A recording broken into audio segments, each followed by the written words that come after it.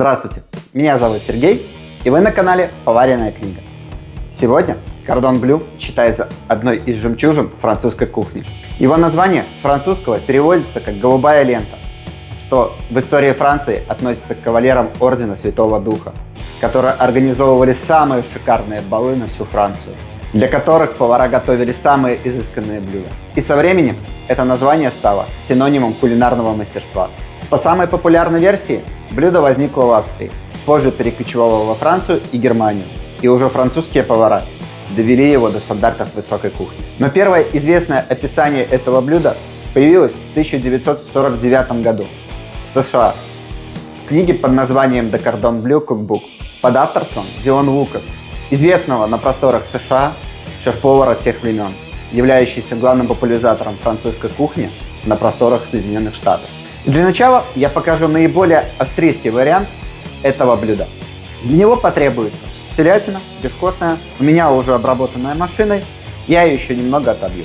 Задача ее слегка отбить, чтобы она стала тоньше и мягче, но не разбить, потому что внутрь будет заворачиваться сыр, который не должен вытечь в процессе готовки. Досочку, на которой будете отбивать, накройте пищевой пленкой, сверху положите мясо и для того, чтобы не заляпать всю кухню, накройте вторым слоем пищевой пленки. Отбивать надо аккуратно, не прикладывая усилий. Мясо должно быть тоньше. Опять же, если прикладывать усилия, рано или поздно где-то появится проплешина. Подбивали равномерно по всей площади. Проверьте рукой, где толще, где тоньше. Так вы почувствуете, где надо еще чуть-чуть отбить. Кусочек должен получиться максимально равномерным. Теперь уберите верхний слой пленки. И если это вам не напоминает венский шницель, рекомендую посмотреть видео про шницели. Сразу возникнут ассоциации. Только в данном случае мы не сразу его панируем, а для начала чуть-чуть черного перца, капелька соли и на одну половину выкладываем слой сыра. Лучше всего подойдет любой твердый сыр, у меня гауда, и ломтик ветчины. Я буду использовать что сыр, что ветчину машинной нарезки, потому что они должны быть максимально тонкие. В домашних условиях ножом такое нарезать сложно. И чередуем 2-3 раза слой сыра, слой ветчины.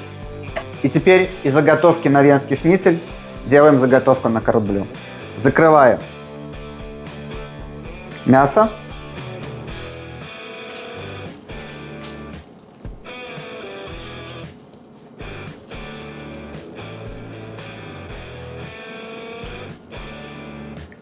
Максимально прижав пальцами 2 слоя мяса между друг другом.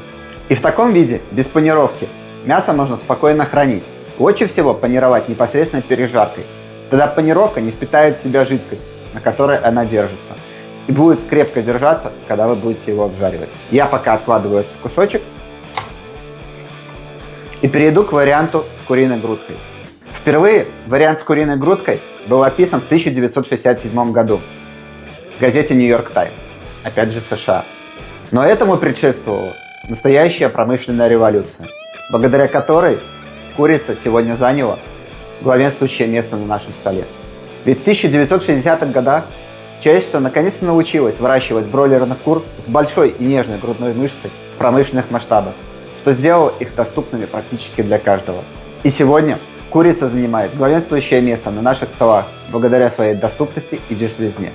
И для начала мне филе необходимо разделить на 2 части. Вот это маленькое филе в отбивную не идет, оно просто превратится в ничто и отвалится.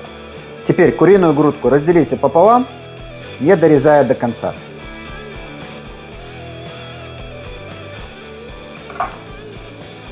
И опять слой пленки на досточку, мясо и слой пленки сверху. Филе выкладываем наружной частью куриного филе кверху, для того, чтобы оно по итогу оказалось внутри. Потому что оно более гладкое, и по итогу на него панировка берется хуже. И вновь несколько слоев сыра, оставьте хотя бы сантиметр от края, для того, чтобы мясо хорошо закрыло.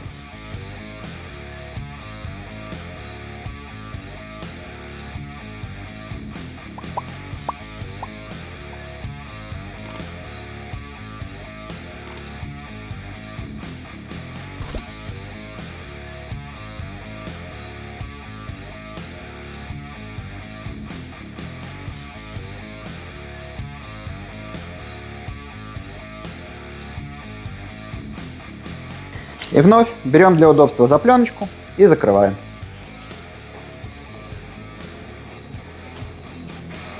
И, конечно, никто не запрещает все это свернуть в рулет. На просторах русскоязычного интернета рулет карблю самое популярное, что появляется по этому запросу.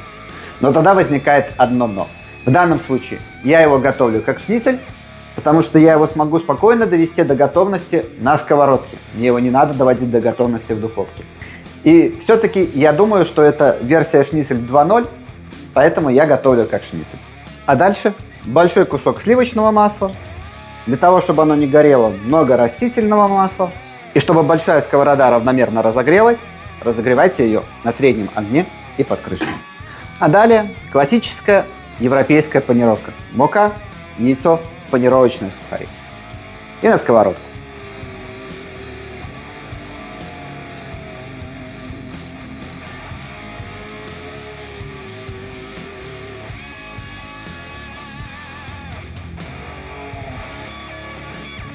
Жарьте на умеренном огне. Температура должна быть такой, чтобы мясо успело пожариться. Но при этом панировка не подгорела и не отваливалась, как при жарке при низкой температуре.